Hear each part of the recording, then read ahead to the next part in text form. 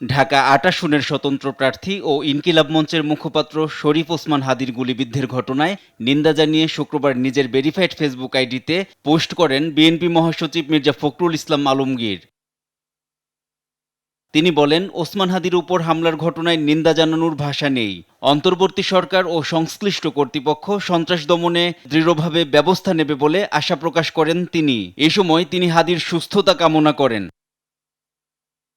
অপর একটি পোস্টে হাদীর উপর হামলায় জড়িত দুষ্কৃতিকারীদের অবিলম্বে গ্রেপ্তার ও দৃষ্টান্তমূলক শাস্তির দাবিতে ঢাকাসহ সারা দেশে শনিবার বিএনপির বিক্ষোভ মিছিল কার্যক্রমের ঘোষণা করেন। গুরুতর আহত ওসমান হাদীকে ঢাকা মেডিকেল হাসপাতালে দেখতে আসেন বিএনপির স্থায়ী কমিটির সদস্য মির্জা আব্বাস। হাদীর উপর হামলার ঘটনায় তীব্র নিন্দা ও প্রতিবাদ জানিয়েছেন জামায়াত আমির ডাক্তার শফিকুর রহমান, এনসিপির আহ্বায়ক নাহিদ ইসলাম সহ বিভিন্ন রাজনৈতিক দলের নেতারা। আমার ভাইকে দেখতে গিয়েছিলাম, তো সেখানে তাকে সশরীরে দেখার সুযোগ হয়ে ওঠে নাই। এখনো তিনি চিকিৎসাধীন অবস্থায় আছেন। তো ওখান থেকে আমি ডাক্তারদের সাথে কথা বলে যেটা শুনতে পেয়েছি যে ওনার কানের নিচে গুলি লেগেছে এবং সেই গুলিটা বের হয়েছে, কিন্তু ওখানে গুলি লাগার কারণে ওই একটা অংশ হাড্ডিটা ভেঙে গেছে, ওইটা মাথার ভিতরে রয়ে গেছে। আমি শুনতে পাচ্ছি যে তার মাথায় যেন ইনফেকশন না হয়, তাহলে সেই জন্য তার মাথার খুলি বের করে রাখতে হবে যেন ইনফেকশন না হয়। জনগণ সমস্ত ষড়যন্ত্র রুখে দেবে এবং কাউকে এই ধরনের নোংরামি করার সুযোগ দেওয়া হবে না।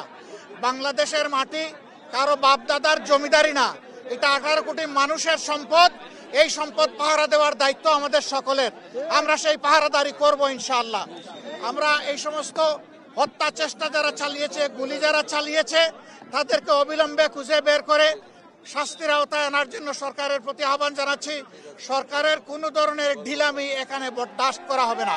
আমাদের জুলাই গণ অভ্যুত্থানের সহযোদ্ধা তরুণ নেতা শরীফ ওসমান হাদী, যিনি ঢাকা ৮ থেকে স্বতন্ত্র এমপি পদপ্রার্থী ছিলেন, যিনি তার নির্বাচনী প্রচারণার সময় গুলিবিদ্ধ হয়েছেন সন্ত্রাসীদের দ্বারা, আততায়ীদের দ্বারা। এবং যারা আমরা গণ অভ্যুত্থানে অংশ নিয়েছিলাম, আমাদের গণ অভ্যুত্থানের জুলাই যোদ্ধা, আহত, শহীদ পরিবার, তারা সবাই কিন্তু হুমকির মুখে আছে। বাংলাদেশে আওয়ামী লীগ, ফ্যাসিস্ট পতিত আওয়ামী লীগ একটি সিকিউরিটি থ্রেট।